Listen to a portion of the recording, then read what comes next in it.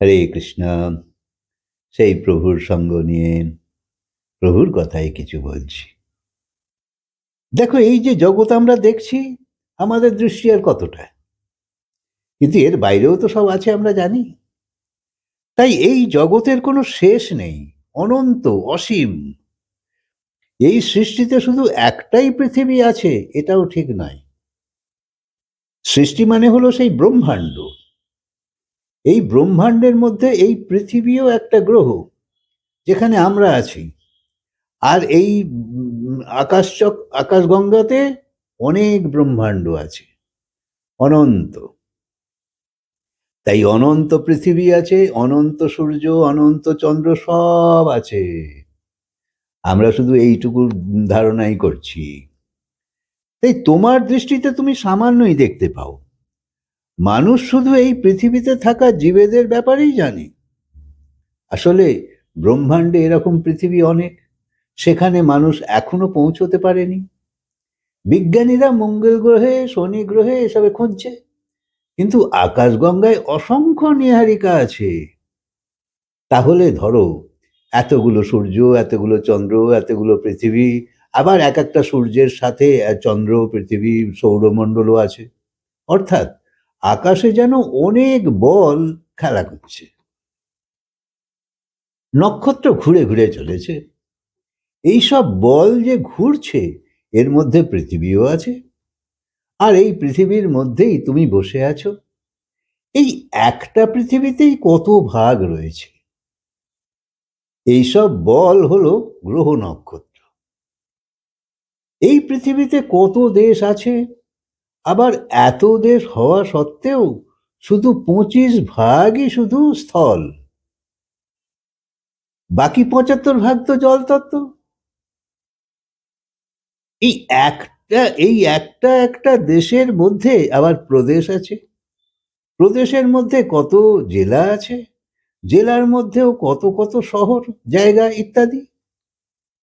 তার মধ্যে গ্রামও আছে, তার মধ্যে কলোনিও আছে, যেখানে তোমার বাড়ি বানিয়ে রেখেছ আর ভাবছো আমার বাড়ি কত বড়।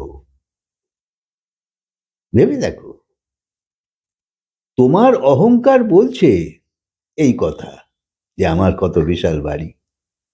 সারা বিশ্বের ম্যাপ সামনে রেখে তোমার বাড়ি যদি খুঁজতে যাও, তুমি খুঁজে পাবে? পাবে না। পেন্সিল দিয়ে একটা বিন্দুও দিতে পারবে না তোমার বাড়ি কোথায়। পিঁপড়েও যেখানে থাকে, সেও বলে আমার বড় ঘর। সবাই নিজের নিজের অহংকার দেখাচ্ছে, কিন্তু এই আমি এবং আমার যা কিছু চলছে, এই আমিটাকে, একেই বলে আত্মা। এই অহং বা আত্মা হলো ইন্দ্র, যে দুনিয়ায় হারবার জন্য আসেনি, যে মরণশীল নয়। বিধাতা তোমার পিতা বিধান বানায়, সংসার তৈরি হয়, তার ইচ্ছাতেই সব হয়েছে। সংসারের ভোগ ভোগবার জন্যে দুনিয়ায় এসেছি।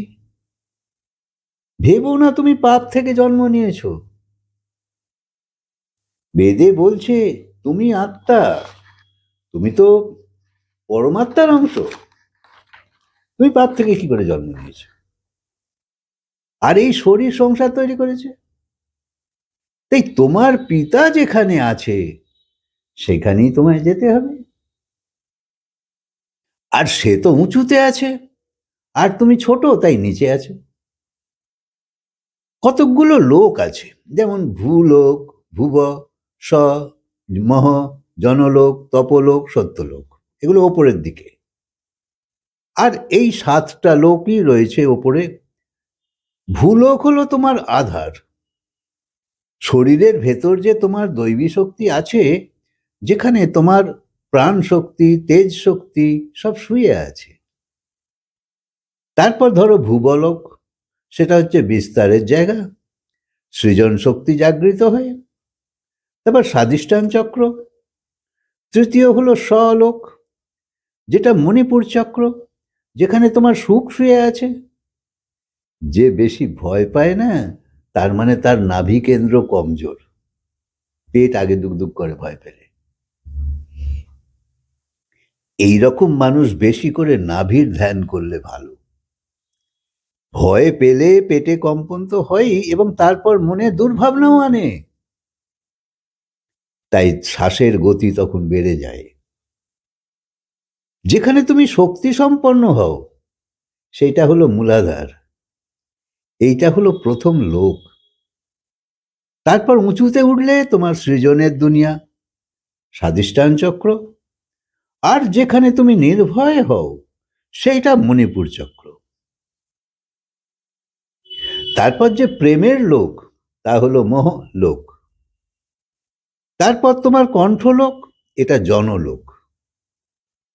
তারপর তপলোক, তারপর আজ্ঞাচক্র, তপস্যা করবে। আর শেষে সত্যলোক, সহস্রার চক্র। কথায় বলে এখানেই ভগবান বসে আছে।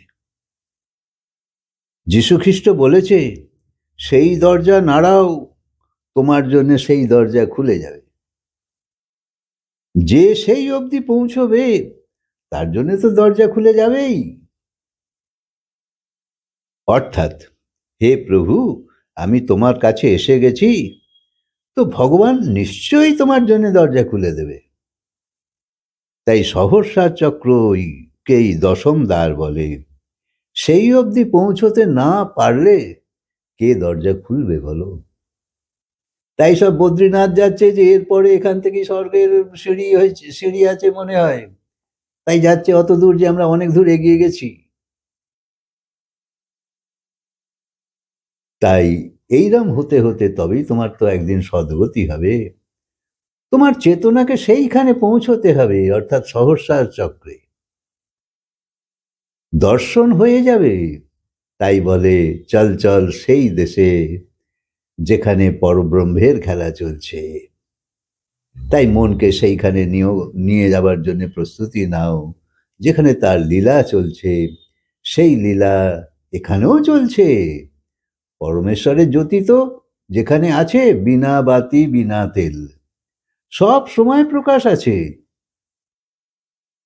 এই 7 লোক এ তোমার শরীরেই আছে। এখানে লোক মানে আকাশ, এখানে তোমায় পৌঁছতে হবে। তাহলে প্রথমেই জানতে হবে যে আমি আসলে কে। যা এই চোখের সামনে দেখছো, তোমার পলক পড়ছে, শ্বাস চলছে, আর যার দ্বারা এই শরীর গতিমান আছে, যে এই শরীরকে ছেড়ে চলে গেলে শরীর চলাফেরা করে না, বলে না, দেখে না, সেই তত্ত্বটা কি? তাকেই বলে ইন্দ্র। আর যে শক্তিতে ইন্দ্র কাজ করে, তাকেই ইন্দ্রিয় বলে। ইন্দ্রিয়ের শক্তি ইন্দ্রিয়, ইন্দ্রের শক্তি। আর যেখানে ইন্দ্র থাকে, তাকেই তো অমরাবতী বলে। সেই হলো অযোধ্যা, অষ্টচক্র নবম দ্বার যুক্ত যে পুরী। যেমন প্রাসাদের পুরী থাকে, সেই রকম আর কি, যেখানে সেই রাজা বাস করে, 8 চক্রধারী। অযোধ্যা মানে যাকে যুদ্ধে জেতা যায় না। কারণ তোমার 2 রকম শক্তি আছে, একটা হলো সম্ভব শক্তি, আর একটা সম্ভাব্য শক্তি। সম্ভব শক্তি মানে এটা করতে পারি, এটা দেখতে পারি, এতটা 1 ঘন্টায় পড়তে পারি, এটা সম্ভব আর কি। এই তুমি 1 কিলোমিটার অবধি দেখতে পাচ্ছ, এটাও তোমার কাছে সম্ভব। এরকম খোলা জায়গায় দাঁড়ালে 1 কিলোমিটার দেখবে, সমুদ্রের ধারে দাঁড়ালে 7 কিলোমিটার দেখবে, উঁচু পাহাড়ের উপর উঠে দাঁড়ালে 13 কিলোমিটার দেখতে পাবে। এরকম আছে। তাই আর সম্ভাব্য শক্তি মানে ধরো এখান থেকে বসে তুমি দূরবীন দিয়ে মঙ্গল গ্রহ দেখছো, এই শক্তি অনেক বড়। তাই এই বিস্তৃত জগৎ সম্বন্ধে একটা হালকা ধারণা করা দরকার। সেই জন্য এই কথাগুলো আজকে বললাম। হরে কৃষ্ণ। কথাকে আজকে বিরাম দিই, আবার বলবো।